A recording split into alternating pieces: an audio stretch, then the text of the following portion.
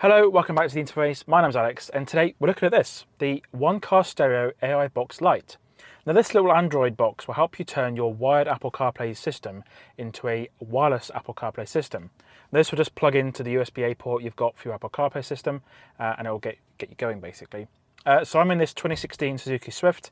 Interestingly, it actually came with this aftermarket Pioneer head unit. It actually came with it from factory because it's the SZL trim. So we don't have support for wireless CarPlay on this car, but we do have support for wired. Now, a few things to bear in mind. In the instructions, it does say to plug the AI box into your Apple CarPlay port. Now, not all cars are going to have that, but this Suzuki Swift does. It actually has two USB-A ports in the glove box. One's for Apple CarPlay and one is for Android Auto. I have tried boxes like this in the past, and it has required me to plug it into the Android Auto port, but this one, it does work with it does work with Apple CarPlay. Now in the box, we've got some different cables. We have this weird junction USB-A box.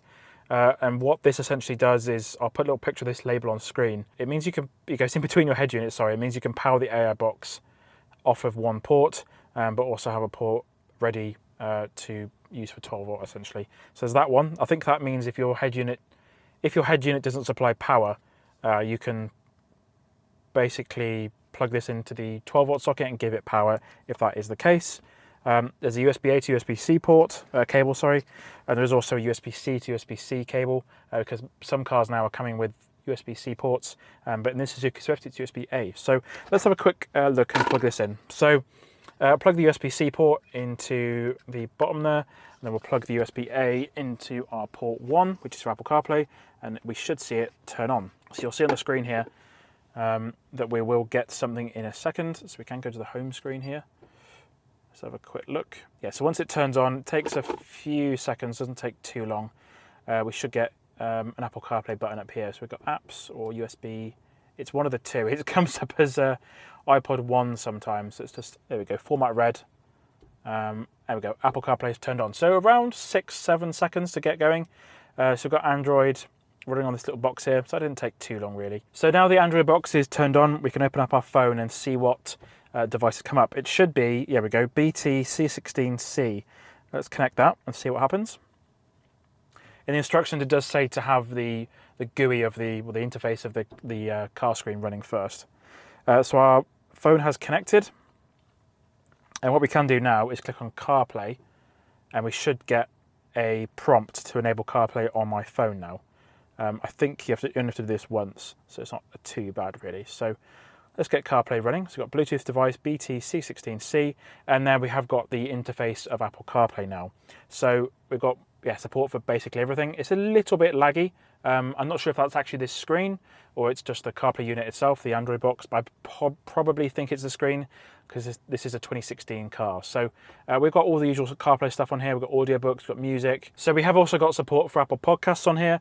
Let's give the audio a quick test. So let's go to Podcasts and have a quick look. There we go, we've got the most recent episode of the Charging Status podcast. That's an EV-focused podcast that I do with my friend Jim Starling. Link in the description if you want to check that video out. This one is the most recent episode, came out a few days ago, so let's see how the audio works. So we've got a few seconds of delay there, and you can now hear that we have got the podcast episode playing. Hello, and welcome back to Charging Status. There we go. EV-focused podcast brought to you from the interface. There's a little bit of delay there, but not too much really. So I can see this being a very useful thing to have running basically. So because the Apple CarPlay unit isn't native to this screen, we have got some ways to interface with it. So we can exit this screen here, or we can actually click on the interface and then we can go back a screen basically to the main screen. So that's Apple CarPlay out the way. It does seem to work pretty well. What I am going to do now is turn the car off. So it does turn off the Android box. So the Android box is actually still turned on, so I'm not sure how long it's going to turn on for. There we go, it turned off after a few seconds. So let's get the screen turned on again.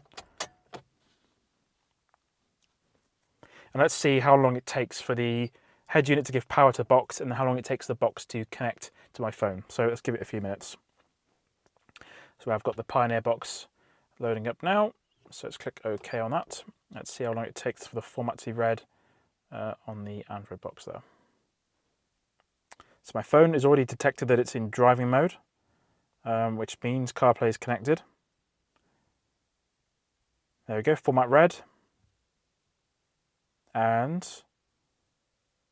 Okay, the OS of the box is now booting up, but my phone is connected to the screen already, so that is awesome. So let's click on CarPlay.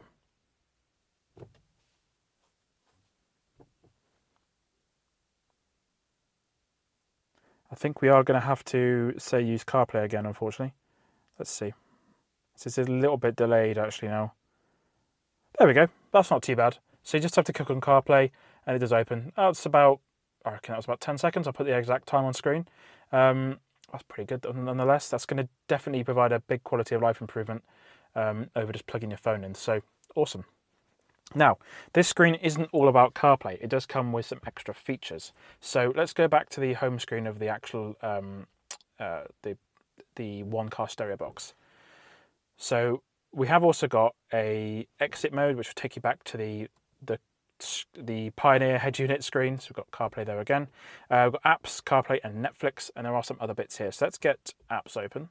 We have got YouTube, video player, music player, Netflix, exit, clear task and settings. I do understand that the video player and the music player, they can play files from a USB stick. So the USB-A port on there, in theory, should play files off there. So let's have a quick look at YouTube. What this would do will actually use the hotspot feature on my phone. So I'm going to have to go on my phone and turn on my personal hotspot for this to work. And it's going to piggyback off of the Wi-Fi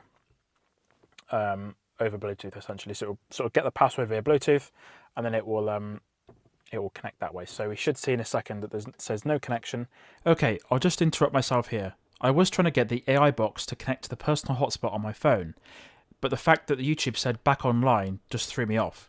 Later in the video, I do get YouTube working. There are also some settings on this screen here. So we go to apps and settings. We have got personal settings, APK path customization settings.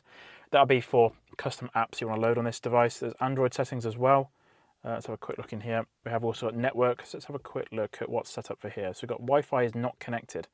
Let's connect this to my phone properly and see if the YouTube app will actually work after that. I wonder if the hotspot feature is not working properly at all. So bear with me while I type in this password. Authenticating, and it's connected to my phone now. Let's try the YouTube app again. Okie doke. So even though the personal hotspot icon was loaded on my phone, it wasn't actually doing anything. I had to connect the AI box to the Wi-Fi network on my phone. So here we go. So we have now got the Interface Cars channel.